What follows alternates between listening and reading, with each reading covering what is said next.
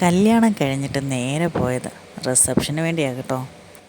ഈ യാത്രയിലെ സുഖം എന്താണെന്ന് ചോദിച്ചു കഴിഞ്ഞാൽ സൈഡ് മിററിൻ്റെ അടുത്ത് നിന്ന് നല്ല സൂപ്പർ കാറ്റേറ്റ് വാങ്ങി മുടി പറക്കുന്നതിൻ്റെ സുഖം അനുഭവിച്ച് നിന്ന് കുഞ്ഞ് കളിക്കുന്ന ഞങ്ങളുടെ കുഞ്ഞുവാവ ദാ വന്നിറങ്ങിയിട്ടുണ്ട്. ഓമല്ലൂർ ദർശന ഓഡിറ്റോറിയത്തിൽ വെച്ചാണ് ഫുഡ്. എന്നാൽ പിന്നെ ഫുഡൊന്ന് കണ്ടാലോ. ഡയലോഗാണ് ഇതിനപ്പുറം ചാടി കടന്നവനാണ് പിന്നെ ആഹാരമൊന്ന് കേട്ടാ അതിനി എത്ര ചള്ളക്കുഴിയാന്നേലും നമ്മൾ പോയിരിക്കും. അതല്ലേ എൻ്റെ ഒരു ഇത്. എന്നതായാലും ഞാനിങ്ങ് എത്തിയിട്ടുണ്ട് കേട്ടോ. അപ്പോൾ നമുക്ക് കാണാം ഇവിടുത്തെ പരിപാടികൾ എന്തൊക്കെയാണെന്നൊന്ന് കാണണ്ടേ.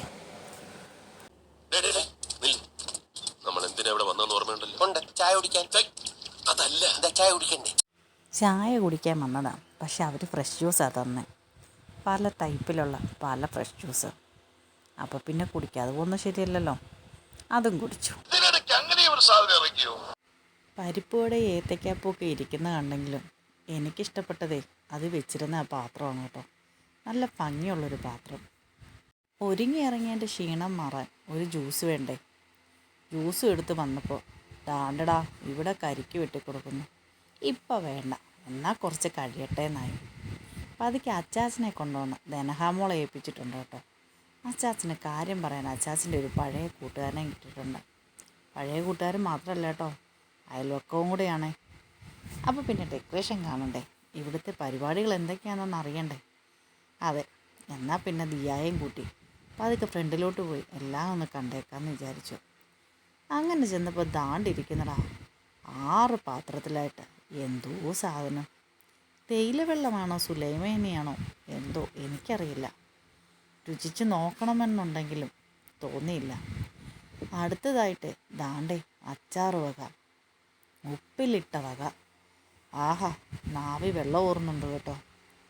എന്നതായാലും അതും ഒന്ന് നോക്കണം, കുറച്ച് കഴിയട്ടെ. തിരിഞ്ഞു നോക്കിയപ്പോഴാണ് അടുത്ത വലിയൊരു മഹാത്ഭുതം നടക്കുന്നത് കൊണ്ട് ദാ എൻ്റെ മകള് ഓടിപ്പോയി ആ സാധനം വാങ്ങിച്ച് കുടിച്ച് പഞ്ചസാര ഇട്ട്. പക്ഷെ ഇളക്കിയില്ല അവൾ. കുടിച്ചതിൻ്റെ എക്സ്പ്രഷൻ അതാണ് അതിൻ്റെ ഹൈലൈറ്റ്. എനിക്കും തന്നു ടേസ്റ്റ് ചെയ്യാൻ. മനസ്സിലായി, മതിയായി എനിക്ക്. അതിൻ്റെ ക്ഷീണം മാറാൻ എന്നാ ഒരു കരിക്ക് കുടിച്ചാലോ. ഞങ്ങൾ അങ്ങോട്ട് ചെന്നതേ ആ ചേട്ടൻ ഞങ്ങൾക്കൊരു കരിക്ക് വെട്ടി തന്നു കേട്ടോ. അതും എടുത്തുകൊണ്ട് വന്നു. എന്നാൽ ഇച്ചിരി ധനഹാമോക്ക് കൊടുക്കാമെന്ന് അവിടെ വായിലോട്ട് വെച്ച് കൊടുത്തപ്പോൾ അവൾ വിചാരിച്ചു ഏതാണ്ട് തിന്നാനുള്ള സാധനം വായി വെച്ച് കൊടുത്താണ്. സ്ട്രോ കടിച്ച് തിന്നാനാണ് അവൾ ശ്രമിച്ചത്. അങ്ങനെ കുറേ നേരത്തെ കാത്തിരിപ്പിന് ശേഷം ഞങ്ങളകത്ത് ഹോളിലെത്തിയിട്ടുണ്ട് കേട്ടോ.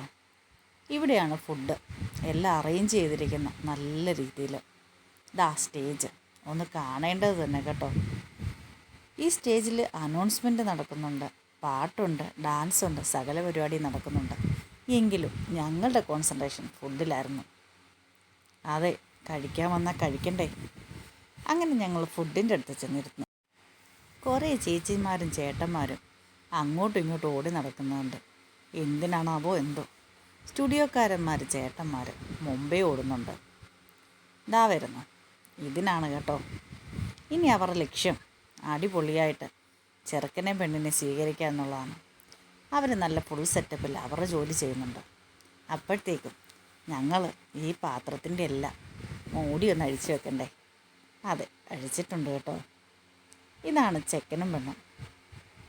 സന്തോഷകരമായൊരു ജീവിതം ദൈവം അവർക്ക് നൽകട്ടെ.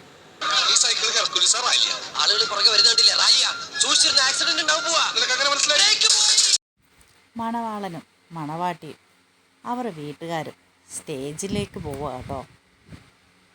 ഇനിയാണ് സ്റ്റേജിൽ തകർപ്പൻ പരിപാടികൾ നടക്കുന്നത്. ദാ ഫ്രണ്ടിൽ അറേഞ്ച്മെൻറ്റ് കണ്ട നല്ല ഭംഗിയുണ്ട്. വളരെ മനോഹരമായ രീതിയിൽ തന്നെയാണ് അവരെല്ലാ സെറ്റപ്പും ചെയ്തിരിക്കുന്നത്. ഡാൻസ്, പാട്ട്, അങ്ങനെ വിവിധ തരം പരിപാടികളാണ് കേട്ടോ. ദാ അവർ രണ്ടുപേരും സ്റ്റേജിലെത്തിയിട്ടുണ്ട്. നമുക്ക് അറിയണ്ടേ ഏത് കേറ്ററിങ്സ് ആണെന്ന്. അതെ, നമ്മുടെ മൈലപ്രായിലുള്ള അച്ഛൻസ് കേറ്ററിംഗ് ആണ്. നിനക്ക് പറ്റാത്തതായി ഈ ലോകത്തൊന്നുമില്ല. നിന്റെ ആഗ്രഹങ്ങളൊക്കെ സാധിക്കും. അതിനുവേണ്ടി ഈ ലോകം മുഴുവൻ നിന്റെ കൂടെ തന്നെയുണ്ട്. അതെ, ആ പന്തിയിലിരുന്ന എല്ലാവരും കൂടി കഷ്ടപ്പെട്ട് എനിക്കും വിളമ്പി തന്നു കേട്ടോ. കാരണം കുഞ്ഞെൻ്റെ കയ്യിലിരിക്കുകയല്ലേ. അങ്ങനെ ലോകം മുഴുവനല്ലെങ്കിലും ഒരു ടേബിൾ നിറച്ചുള്ളവർ എനിക്ക് ആഹാരം വിളമ്പി തന്നു. അപ്പോൾ ദാ സ്റ്റേജിൽ നല്ല ഫോട്ടോ എടുപ്പാണ് കേട്ടോ. അങ്ങനെ ബന്ധുക്കളും വീട്ടുകാരും കൂട്ടുകാരും നാട്ടുകാരും ഒക്കെ നിന്ന് ഫോട്ടോ എടുക്കുന്നുണ്ട്. അടുത്ത് ചെന്ന് ഫോട്ടോ എടുത്തപ്പോഴാട്ടോ മനസ്സിലായേ, നല്ല ഭംഗിയായിട്ട് തന്നെയാണ് സ്റ്റേജ് ഡെക്കറേറ്റ് ചെയ്തേക്കുന്നത്. ഇത്രമാത്രം പൂവ് നമ്മുടെ പത്തനംതിട്ടയിലുണ്ടായിരുന്നു എന്തോ. നോക്കിക്കേ, എന്തു ഭംഗിയല്ലേ. നല്ലൊരു വെറൈറ്റി സ്റ്റേജ് തന്നെ. ഇതാര് ചെയ്തതാണോ എന്തോ. അവർ രണ്ടിനും പേരാകട്ടോ ബിയാൻ്റെ. കൊള്ളാം. എന്നായാലും അകത്ത് ഫോട്ടോ എടുപ്പാണെങ്കിലും പുറത്ത് നല്ല തകർപ്പ മഴ. ആ മഴയത്ത് നല്ല AC ഹോളിലിരുന്ന് ഇതുപോലിരുന്ന് ആഹാരം കഴിക്കുന്നത് അത് അതിനേക്കാൾ ഒരു സുഖമുള്ള ഏർപ്പാട് തന്നെ കേട്ടോ. ഞങ്ങൾ ഫുഡ് ആസ്വദിച്ചിരുന്ന് മറ്റെല്ലാവരും പോയപ്പോഴും അവിടെ ഇരുന്നതല്ല കേട്ടോ. ഞങ്ങളുടെ കുഞ്ഞിതിനിടയ്ക്കൊന്ന് വീണു. അവളെ കൊണ്ട് വെളിയിലിറങ്ങിയിട്ട് തിരിച്ചു വന്നപ്പോഴത്തേക്ക് എല്ലാവരും അവരുടെ വീടെത്തി. പിന്നെന്നാ ആസ്വദിച്ചിരുന്ന് കഴിച്ചിട്ടിറങ്ങാമെന്ന് വിചാരിച്ചു. എല്ലാവരും ഇറങ്ങിപ്പോയപ്പോഴും ഞങ്ങളവിടെ ഇരുന്ന് കഴിക്കുന്നത് കണ്ട് പലരും ഞങ്ങളെ തിരിഞ്ഞു നോക്കുന്നുണ്ട് കേട്ടോ. അതൊന്നും നോക്കിയിരുന്ന നമ്മുടെ കാര്യം നടക്കില്ലല്ലോ. എന്നതായാലും ഒരുപാട് നാളുകൾക്ക് ശേഷം ഒരു കല്യാണം കൂടി. പക്ഷേ പുറത്തെ അവസ്ഥ ഇതാണ് കേട്ടോ.